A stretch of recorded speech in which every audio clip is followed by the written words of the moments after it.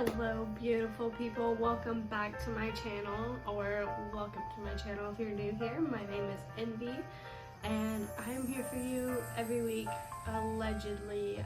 I'll try my best to be here for you every week, but you know, your girl has a life outside of this, allegedly also.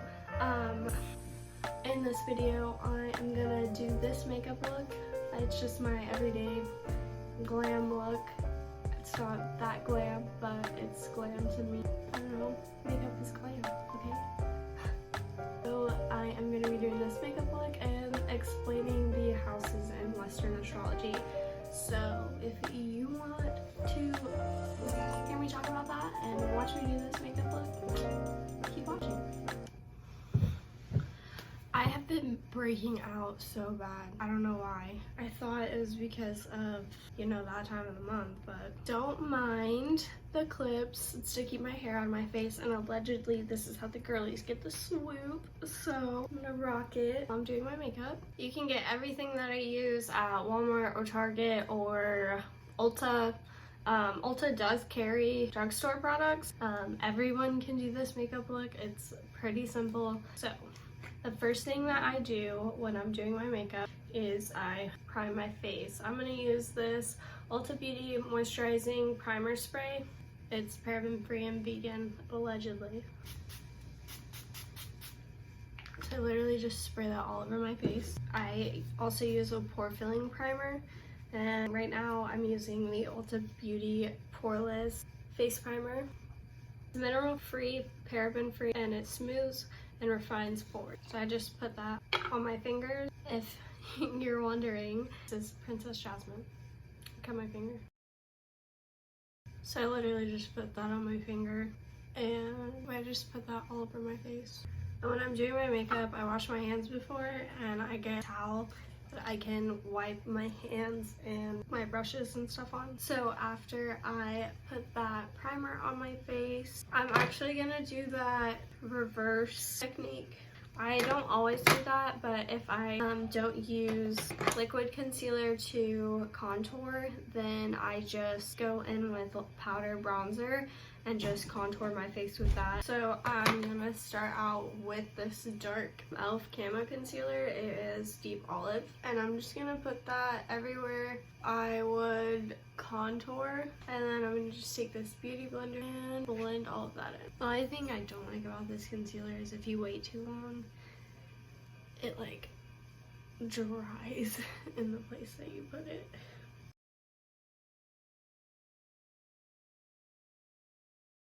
And then for highlight, I'm gonna use this Fair Warm e.l.f. Camo Concealer. I'm just gonna put that on all the places I would highlight. Sometimes I go overboard with concealer, but you know, don't call me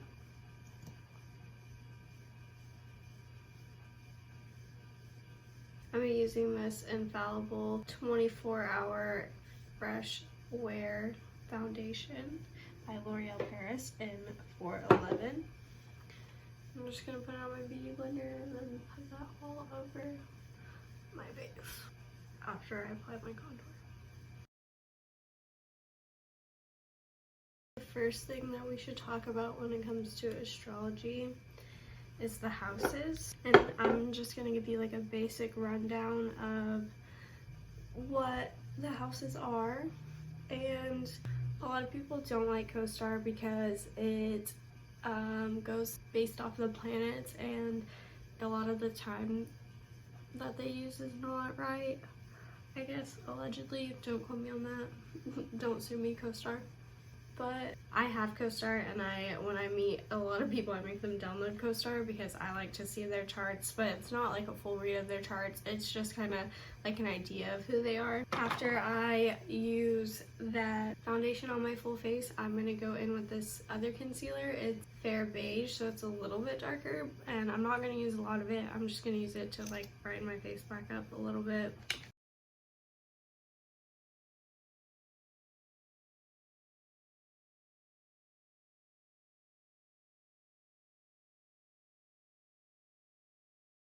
Usually I would contour my double chin, but I'm not going to right now because it's literally like 7 p.m. So honestly, like CoStar is not bad though, but I saw this thing about it sending you like depressive things. It knows the planets, so like it knows when you would be feeling more susceptible to depressive things. Next thing I do is go in with a big powder brush and translucent powder. And this is CoverGirl True Blend Minerals Loose Mineral Powder in translucent diaphane. I don't know. It's probably Greek. I don't speak Greek. I wish I could. I know you guys didn't ask, but if I had like one wish, like one, like I know it's not technically a superpower, but I think it would be a superpower. Like if I could pick a superpower, I would want to be fluent in every way in every single language of the universe. That would be a superpower, right? That's fucking awesome.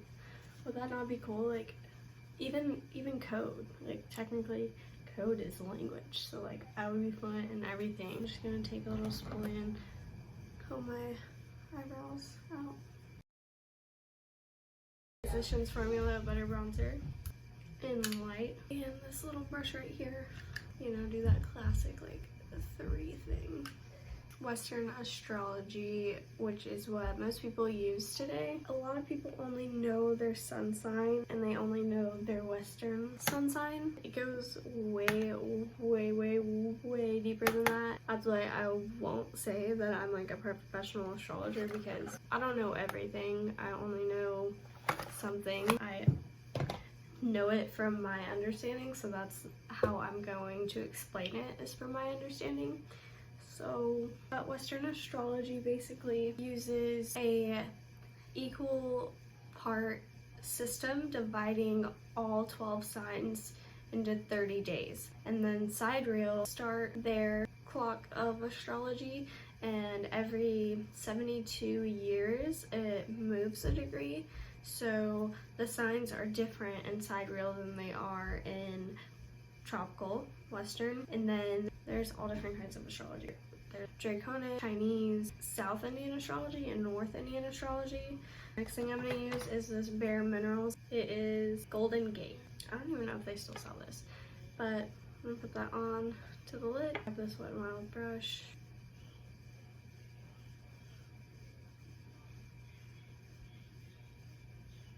Sometimes put a little bit on my nose.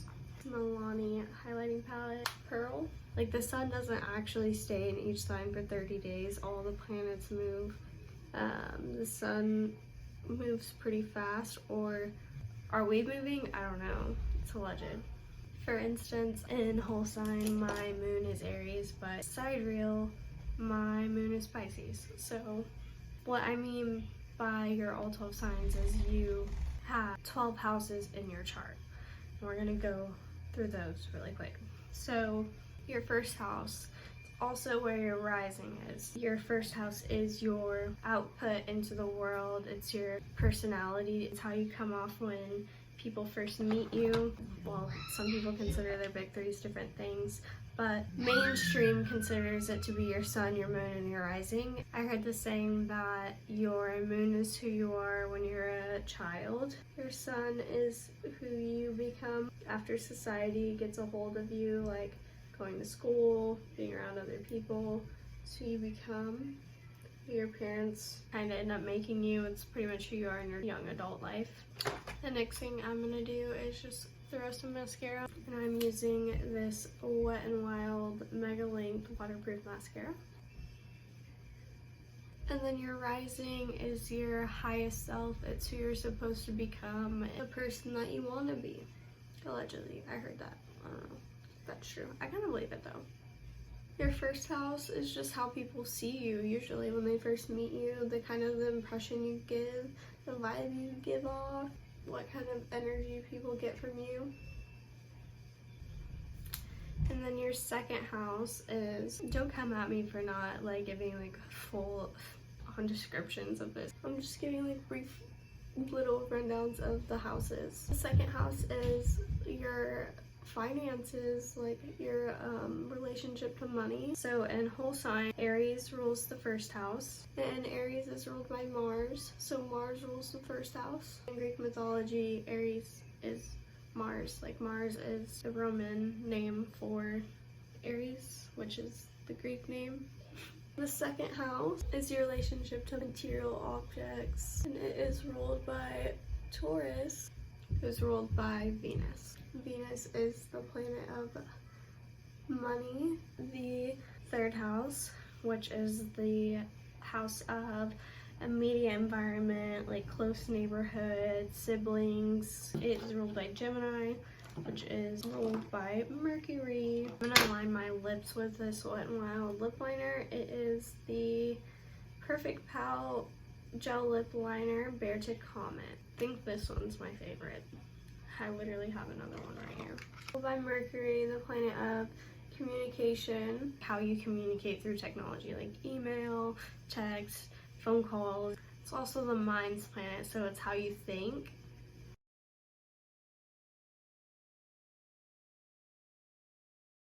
So you do learn a lot in your third house, which that's why I think it's ruled by Mercury, it being the mind's planet. It's like you're growing up around your siblings, because like when I was younger, my siblings literally would come home and teach me everything that they learned from school. It's like what you learn from your immediate environment. Fourth house is your home, family, roots, heritage, stuff like that. The fourth house is ruled by Cancer, which is ruled by the moon. Moon is kind of represented as the mother, and it makes sense for the home to be kind of ruled by the mother figure. And the moon rules your emotions, moods, feelings, who you are when you're comfortable, like when you feel at home or feel comfortable. At the same time, like if you have a volatile moon, like sometimes being in your moods is not fun. It's in bedtime flirt. That's funny because it's past my bedtime. Anyway, this is NYX lingerie, or NYX. Is it NYX or NYX? I don't know. The fifth house, the house of creativity, children, fun, pleasures. I think like arts. Did I say creativity? I did, didn't I? It's ruled by Leo, of course. Who else? Like, who else could rule the fifth house? Leo is ruled by the sun. The sun represents your ego. It's your expression of your ego. I'm gonna take these out. I shouldn't have done that because I still need to spray my face with this Scandinavia, the makeup finishing spray. Fine mist, oil-free, paraben-free. Shake and a little spritz. The sixth house is the house of like work, daily routine, health. The sixth house is ruled by Virgo, and I kind of think that Virgo is ruled by Chiron and Mercury. Chiron is the wounded healer. Chiron in your chart represents your deepest wound, so it's something that you struggle with. Usually the fourth house is like the deepest part of your chart, but wherever your Chiron is also a deep wound for you. So like if you have Chiron in the sixth house, you could struggle with routines or like working consistently, stuff like that. So the seventh house is the house of partnerships, marriage, legal matters. It's ruled by Libra. The balance of the scale is justice. That's what Libra represents, and Libra is ruled by Venus, which is the planet of love, and that's how you get marriage. The combination of law and love pretty much is the seventh house. The eighth house is the house of death, transformation, rebirth, sex, all of the above. It is ruled by Scorpio. In modern astrology, Scorpio is ruled by Pluto. So Pluto rules the eighth house. Scorpio used to be, it kind of still is ruled by Mars, and Mars also represents sexuality. So it goes hand in hand. So there's Mars energy and Pluto energy in the eighth house. Pluto represents the death, the transformation, and the ninth house is the search of higher meaning, the house of philosophy, travel, mind expansion. It is ruled by Sagittarius, and Sagittarius is usually ruled by Jupiter.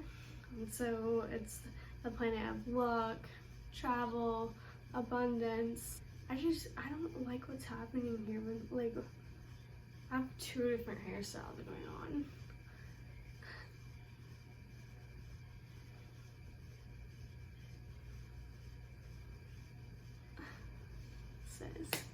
Then the 10th house is the house of career, your role in the public eye, what you're known for, and it's naturally ruled by Capricorn, which is ruled by Saturn, which is like the father figure of astrology.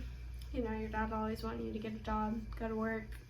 Saturn is also represents technology, time, all kinds of things. The 11th house, which is the house of group activities, friendships, and it is naturally ruled by Aquarius, which makes sense because Aquarius is the sign of the humanitarian, like the one that cares about animals and people and just other, not just themselves, allegedly. It's traditionally ruled by Saturn, so they are a little bit more serious. They're not that serious.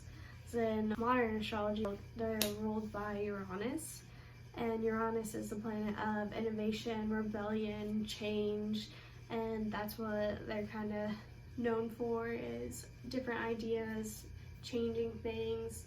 The 12th house is the last house, and it is the house of the repressed parts of you, the parts you keep hidden from the world.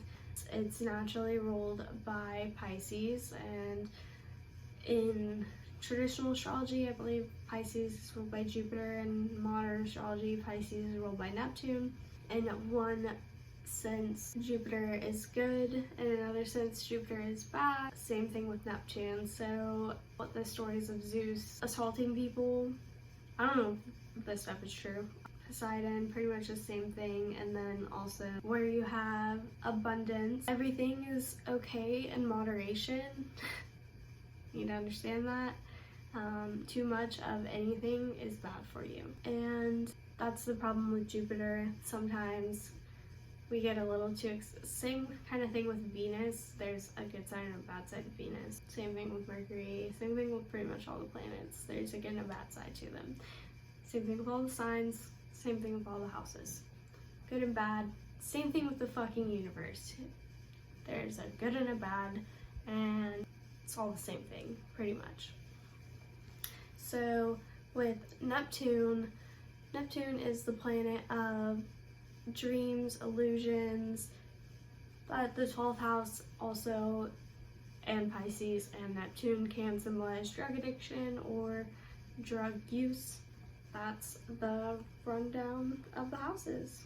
So I didn't really go into anything about having the planets in the houses. I just went into what the houses kind of represent and what planets or signs rule those houses. There's so much more to astrology than that. This is my final look, and I'm sorry that wasn't that great of an explanation of the houses. Definitely do your own research. If you want to learn more about astrology, look up your chart. That's the best way to learn about astrology, is to learn about yourself. Like that's what this is about, is learning about yourself, learning about the why. I would say for me it explained a lot when I needed it. Thank you guys for watching. I hope you have a great rest of your week, and I will see you in my next video.